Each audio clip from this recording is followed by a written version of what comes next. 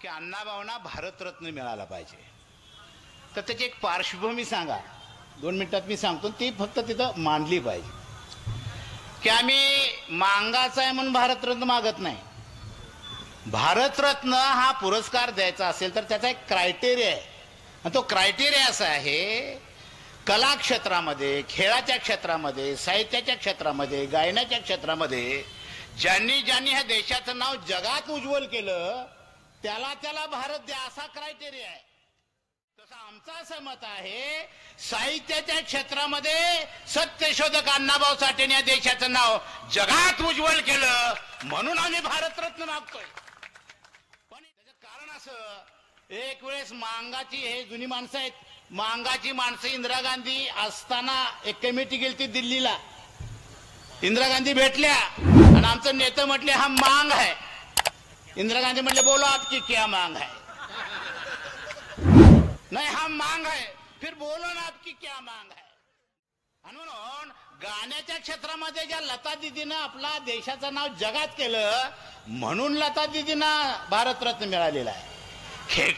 खेळाच्या क्षेत्रामध्ये आपल्या देशाचं नाव जगात उज्ज्वल केलं म्हणून सचिन तेंडुलकरला भारतरत्न मिळालेला आहे.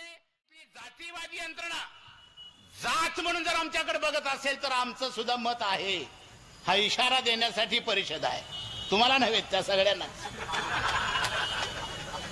त्या देशाचे घटनाकार डॉक्टर बाबासाहेब आंबेडकर, खरं तर पहिला भारतरत्न डॉक्टर बाबासाहेब आंबेडकरांना द्यायला पाहिजे होता.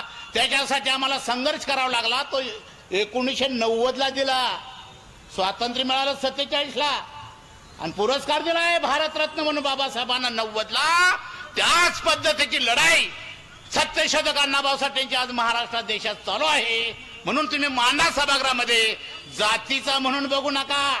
ह्या देशाचं नाव साहित्य क्षेत्रामध्ये जगात ज्यानं उज्ज्वल केलं ते सत्यशोधक अण्णाभाऊ साठे आहेत म्हणून भारतरत्न मिळालं पाहिजे. अशा पद्धतीची पार्श्वभूमी तुम्ही त्या सभागृहामध्ये मांडावी. खरं तर आज तुमच्याकडे मातंग समाज आक्रोश झालेला आहे, आणि आज आमची डेमोक्रॅटिक पार्टी ऑफ इंडियाची बैठक कोल्हापूरला झाली, आणि 27 तारखेला शाहू स्मारकला आम्ही पश्चिम महाराष्ट्र अधिवेशन घेतो, आणि त्या अधिवेशनाला उद्घाटक म्हणून सुद्धा तुमच्या नावाची आम्ही शिफारस केलेली आहे, आणि त्यांना शुभेच्छा देतो. आणि हा सगळा तमाम मातंग समाज महाराष्ट्रातला आज या विचारपीठावर जमलेला आहे. तुमच्या 1-2 मिनिटाच्या भाषणानं हे सगळं परिवर्तन झालेलं आहे, आणि मांग सुद्धा राजकीय दृष्ट्या दखलपात्र झालेला आहे.